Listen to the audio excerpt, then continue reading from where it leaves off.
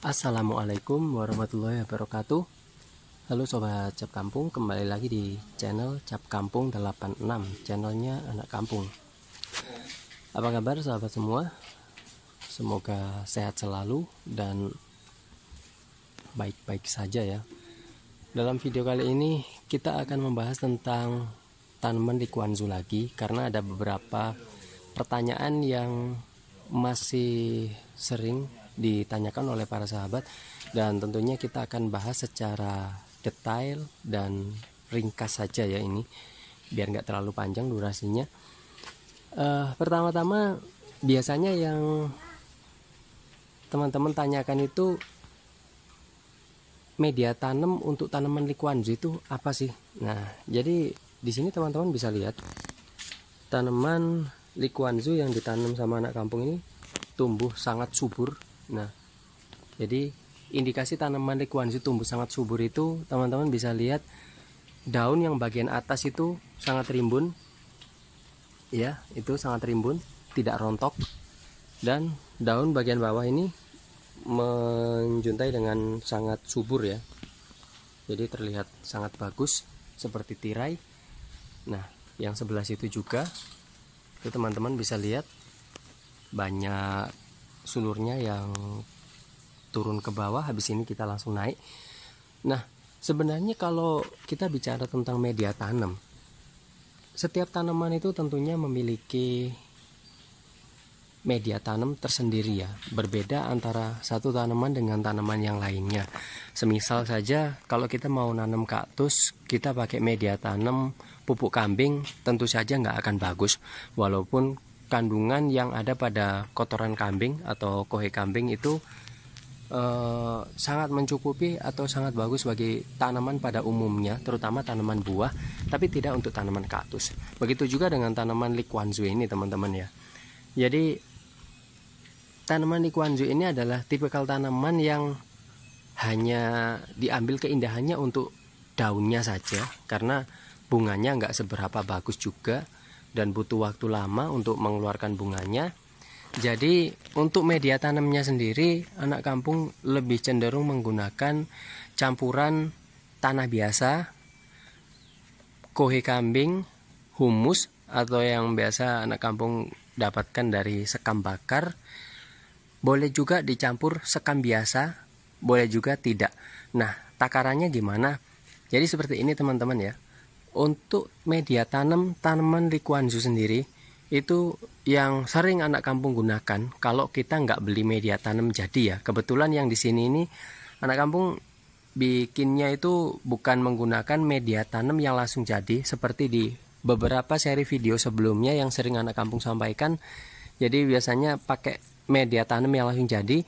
Ini anak kampung nyampur sendiri, yaitu dengan perbandingan tanah biasanya 1 bagian, kohe kambingnya 1/4 bagian, dan 1/4 bagian yang lainnya itu kita campur bisa menggunakan humus, bisa juga menggunakan sekam biasa atau sekam yang masih mentah ya, yang belum dibakar, dan dicampur pasir sedikit.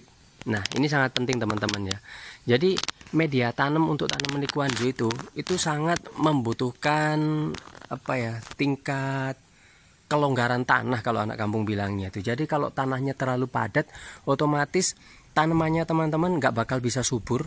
Begitu juga kalau terlalu tinggi kadar asamnya. Biasanya kadar asam yang terlalu tinggi itu didapatkan dari atau akibat dari kotoran kambing yang masih terlalu baru. Jadi mungkin kambing baru buang kotoran terus diambil kotorannya gitu ya. Dan bisa juga dari humus teman-teman ya. Jadi disarankan kalau menggunakan kotoran kambing atau kohe kambing, itu sahabat gunakan kohe kambing yang udah agak lama, mungkin yang udah ketimbun yang paling bawah bisa kalau ngambil di kandang. Terus untuk humusnya juga lihat-lihat juga teman-teman pakai humusnya apa dulu, dan itu sedikit saja, boleh juga dicampur arang sedikit-sedikit teman-teman. Oke, kita langsung lihat dari bagian atas saja ya, kita lanjut pembahasannya. Nah, oke sahabat, di sini kita lanjut pembahasannya ya. Jadi untuk media tanamnya seperti itu tadi, jangan salah ya. Terus kalau sahabat menggunakan talang atau media tanamnya itu pot atau apapun itu harus dikasih lubang. Nah ini yang sering banget ditanyakan dan harap disimak baik-baik ya sahabat semua. Jadi pada bagian bawah kebetulan ini kita menggunakan wood plank ya. Jadi kalau kita menggunakan wood plank, otomatis bagian bawahnya itu nggak rapat seperti ini.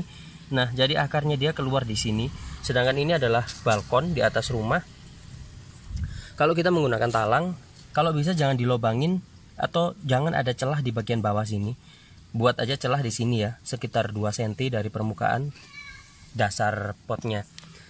Nah, ini yang anak kamu mau tunjukin sama sahabat semua. Jadi ini adalah pasirnya ya.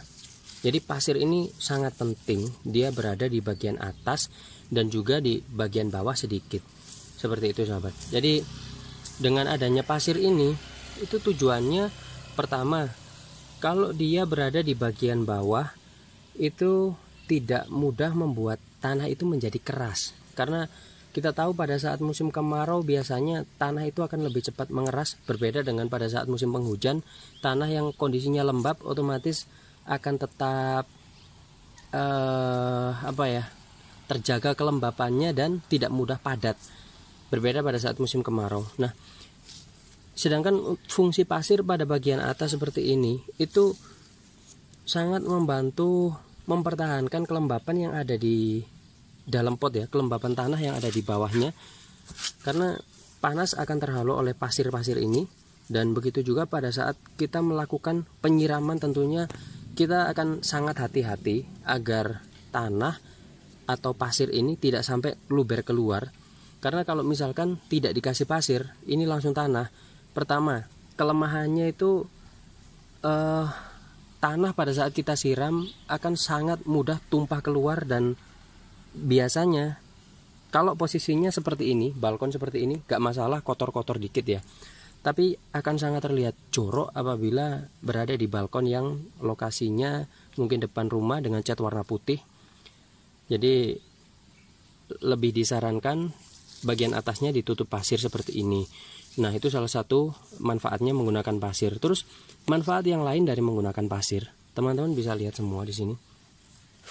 Sangat jarang rumput liar keluar. Nah, jadi intinya pasir ini juga sangat membantu untuk menghambat pertumbuhan rumput liar. Karena pada saat musim panas atau pada saat siang hari, pasir ini akan, kalau menurut anak kampung, mencapai titik panas yang sangat tidak memungkinkan rumput untuk bisa tetap hidup. Nah, jadi intinya seperti itu. Makanya di sini rumput liarnya jarang keluar. Kalaupun ada, sahabat bisa lihat, ini kecil-kecil dan sangat mudah dicabut. Nah, dengan kita menggunakan media pasir seperti ini, apabila dicabut, itu tanahnya nggak ikut. Nah, berbeda dengan pada saat kita menggunakan tanah, kalau dicabut tanahnya pasti ngikut. Ya, kalau kita nyabutnya sekali 2 kali nggak kerasa, tapi kalau banyak yang dicabut, otomatis tanahnya pasti berkurang tuh sahabat semua. Nah, kalau kayak gini kan nggak bersih, tanahnya nggak bakal berkurang. Nah, jadi itu salah satu manfaat atau kegunaan pasir ya sahabat semua ya. Nah, selanjutnya kalau media tanamnya udah kita bahas semua. Jadi sekalian tadi itu bagian bawahnya jangan lupa dilobangin ya. Nah, jadi itu semua teman-teman. Pembahasan kita kali ini tentang media tanam yang cocok untuk tanaman Liquanzu. Dan semoga video ini bisa bermanfaat bagi kita semua. Dan jangan lupa buat teman-teman yang suka dengan konten ini, klik tombol like-nya, share juga konten ini, agar kita terus bisa berbagi manfaat kepada orang yang ada di sekitar kita. Dan jangan lupa klik tombol subscribe-nya, agar channel ini bisa semakin berkembang dan kita bisa terus belajar bareng-bareng melalui channel ini. Dan gak lupa anak kamu ucapkan terima kasih buat sahabat semua yang udah mensupport channel ini, dan mohon maaf apabila ada kurang lebihnya. Dan jangan lupa tinggalkan saran atau request video di kolom komentar ya. Terima kasih, sampai jumpa di next video selanjutnya. Wassalamualaikum.